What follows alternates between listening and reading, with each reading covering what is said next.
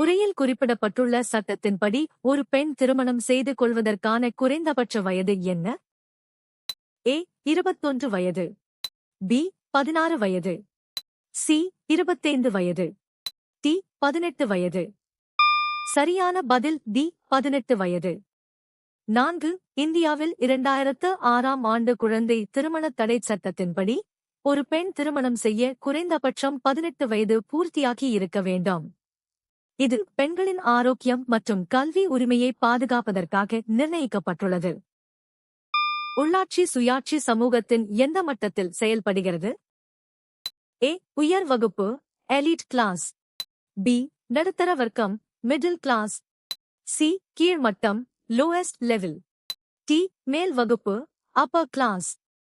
சரியான பதில் சி கீழ்மட்டம் லோயஸ்ட் லெவல். உள்ளாட்சி அமைப்புகள் அடிமட்ட அளவில் கிராஸ்ரூட்ஸ் லெவல் மக்களாட்சியை கொண்டு சேர்க்கின்றன. இது சாதாரண குடிமக்களும் நிர்வாகத்தில் பங்கேற்று தங்கள் தேவைகளை தாங்களே பூர்த்தி செய்ய வழிவகை செய்கிறது. குழந்தை தொழிலாளர் சுரண்டலுக்கு எதிரான குறைந்தபட்ச வயது என்ன?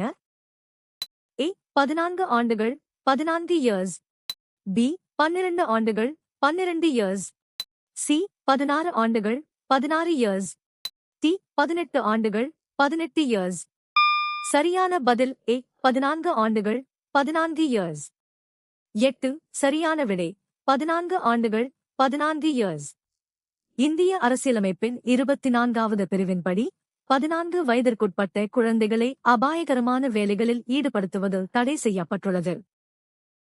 ஜவஹர்லால் நேரு பிரதமரான தேர்தலில் போட்டியிட்ட மொத்த இடங்களின் எண்ணிக்கை என்ன?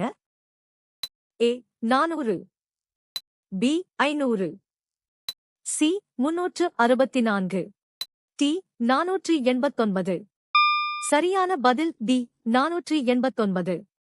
சரியான விடை டி சோகஸ்மேலி. 1951 முதல் 52 வரை ஆம் ஆண்டு நடைபெற்ற இந்தியாவின் முதல் பொது தேர்தலில் மொத்தம் 489 இடங்களுக்கு வாக்குப்பதிவு நடைபெற்றது. இதில் இந்திய தேசிய காங்கிரஸ் 364 இடங்களை வென்று ஜவஹர்லால் நேரு தலைமையில் ஆட்சி அமைத்தது. பஞ்சசீலம் எந்த ஆண்டுடன் தொடர்புடையது? ஏ 2009, பி 1954, சி 2001, டி 1955. சரியான பதில் பி 1954. 1. சரியான விடை பி சோகஸ்மேலி. 1954 இல் இந்திய பிரதமர் நேரு மற்றும் சீன பிரதமர் சு என் லாய் ஆகியோரால் பஞ்சசீல கொள்கை கையெழுத்திடப்பட்டது. இது அமைதியான சகவாழ்வுக்கான 5 கொள்கைகளை அடிப்படையாக கொண்டது. வாங்குதல் மற்றும் விற்றல் சம்பந்தப்பட்ட ஒரு பரிவர்த்தனையில் 2 தரப்பினரும் எவ்வாறு அழைக்கப்படுகிறார்கள்? ஏ தயாரிப்பாளர் மற்றும் விநியோகஸ்தர், பி உற்பத்தியாளர் மற்றும் சில்லறை விற்பனையாளர், சி விற்பவர் மற்றும் வாங்குபவர், டி இறக்குமதியாளர் மற்றும் ஏற்றுமதியாளர். சரியான பதில் சி விற்பவர் மற்றும் வாங்குபவர். 4. ஒரு சந்தை பரிவர்த்தனையில் பொருளை கொடுப்பவர் விற்பவர் என்றும் அதற்குரிய விலையைச் செலுத்தி பொருளை பெறுபவர் வாங்குபவர் என்றும் அழைக்கப்படுகின்றனர். இவர்களே சந்தை செயல்பாட்டின் 2 அடிப்படை தூண்கள் ஆவர். மாநில பட்டியலில் உள்ள பாடங்களில் சட்டமியற்றும் பிரத்யேக உரிமை எந்த சட்டமியற்றும் அமைப்புக்கு உள்ளது? ஏ குடியரசுத் தலைவர் பிரசிடென்ட், பி மாநில சட்டமன்றம் ஸ்டேட் லெஜிஸ்லேச்சர், சி நாடாளுமன்றம் பார்லிமெண்ட், டி மத்திய ஆணையம் யூனியன் கமிஷன். சரியான பதில் பி மாநில சட்டமன்றம் ஸ்டேட் லெஜிஸ்லேச்சர். 1. இந்திய அரசியலமைப்பின் 7வது அட்டவணையின்படி மாநில பட்டியலில் உள்ள துறைகளில் சட்டமியற்றும் பிரத்யேக அதிகாரம் மாநில சட்டமன்றத்திற்கு வழங்கப்பட்டுள்ளது. சாதாரண காலங்களில் மத்திய அரசு இதில் தலையிட முடியாது. அடிப்பது எந்த வகையான வன்முறைக்கு எடுத்துக்காட்டு? ஏ அரசால் ஆதரிக்கப்படும் வன்முறை, பி சமூக வன்முறை, சி பொது வன்முறை, டி குடும்ப வன்முறை. சரியான பதில் டி குடும்ப வன்முறை. 6. சரியான விடை டி சோகஸ்மேலி. அடிப்பது அல்லது உடல் ரீதியான துன்புறுத்தல் என்பது குடும்ப உறுப்பினர்களுக்குள் நடக்கும்போது அது குடும்ப வன்முறை என அழைக்கப்படுகிறது. இது 2005ஆம் ஆண்டு குடும்ப வன்முறை தடுப்புச் சட்டத்தின் கீழ் தண்டனைக்குரிய குற்றமாகும். தொலைக்காட்சி, வானொலி, செய்தித்தாள் மற்றும் இணையம் போன்ற நவீன ஊடகங்கள் அவற்றின் பரந்த அணுகல் காரணமாக பொதுவாக பயன்படுத்தப்படும் சொல் என்ன? ஏ. உள்ளூர் ஊடகம், லோக்கல் மீடியா. பி. உலகளாவிய ஊடகம், குளோபல் மீடியா. சி. சமூக ஊடகம், சோஷியல் மீடியா. டி. வெகுஜன ஊடகம், மாஸ் மீடியா. சரியான பதில் டி. வெகுஜன ஊடகம், மாஸ் மீடியா. வெகுஜன ஊடகம் என்பது மிக குறுகிய காலத்தில் லட்சக்கணக்கான மக்களைச் சென்றடையும் தகவல் தொடர்பு சாதனமாகும்.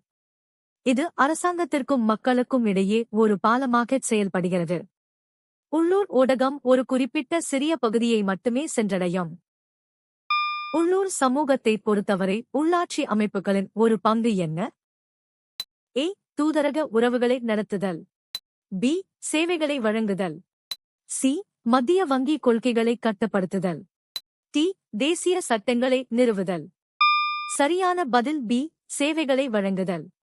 4. பஞ்சாயத்துகள் மற்றும் நகராட்சிகள் போன்ற உள்ளாட்சி அமைப்புகள் குடிநீர், சுகாதாரம் மற்றும் தெருவிளக்கு போன்ற அடிப்படை சேவைகளை மக்களுக்கு வழங்குகின்றன. இவை மக்களுக்கும் அரசுக்கும் இடையே ஒரு நேரடி பாலமாகச் செயல்பட்டு உள்ளூர் தேவைகளை பூர்த்தி செய்கின்றன. மீட்பு வாகனங்களுக்கு முன்னால் வாகனங்களை நிறுத்துவதன் விளைவு என்ன? ஏ. சட்டப்படி தண்டனை மற்றும் அபராதம். பி. சமூக சேவை.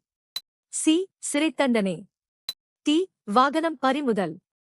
சரியான பதில் ஏ. சட்டப்படி தண்டனை மற்றும் அபராதம். சரியான விடை ஏ. சோகஸ்மேலி அவசர கால மீட்பு வாகனங்களின் ஆம்புலன்ஸ், தீயணைப்பு வண்டி, பாதையை தடுப்பது சட்டப்படி குற்றமாகும். மோட்டார் வாகனச் சட்டத்தின்படி இதற்கு அபராதம் மற்றும் தண்டனை விதிக்கப்படலாம். இந்தியா எந்த வகையான அரசாங்கத்தை கொண்டுள்ளது? ஏ. ஜனாதிபதி முறை. பி. நாடாளுமன்ற முறை.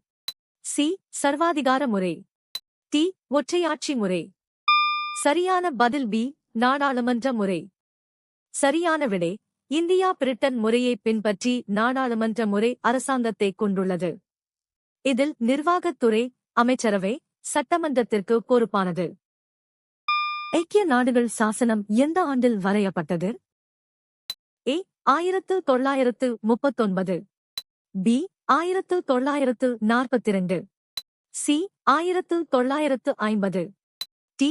1945. சரியான பதில் டி. 1945.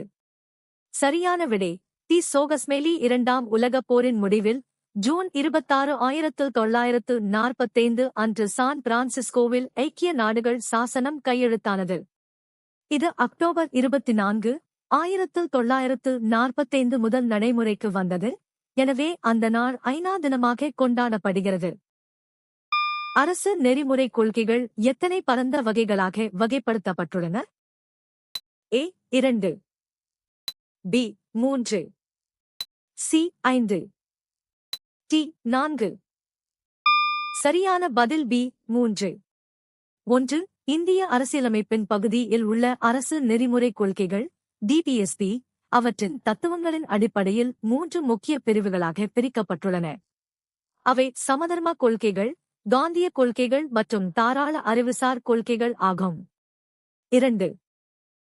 கருத்துச் சுதந்திரம் மற்றும் அமைதியான முறையில் ஒன்று கூடும் உரிமை ஆகியவை எந்த வகை உரிமைகளின் கூறுகளாகும்?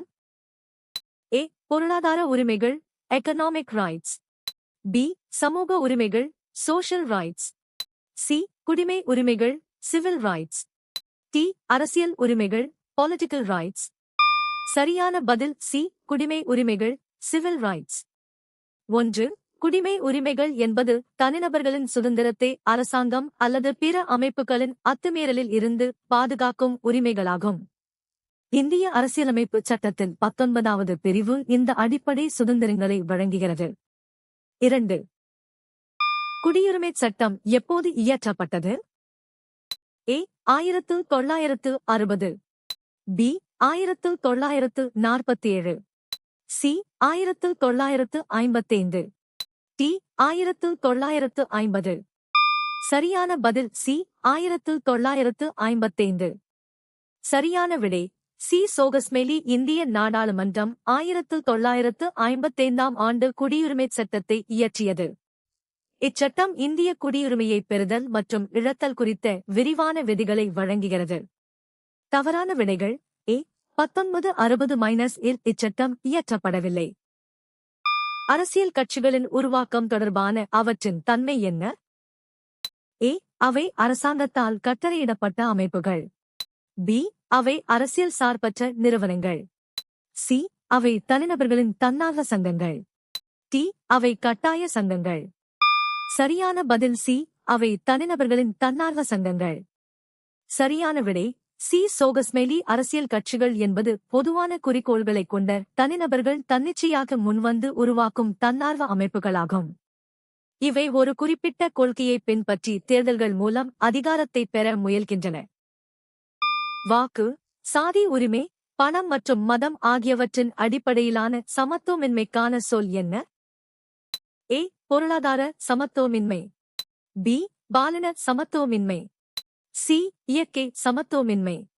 டி. மனிதனால் உருவாக்கப்பட்ட சமத்துவமின்மை.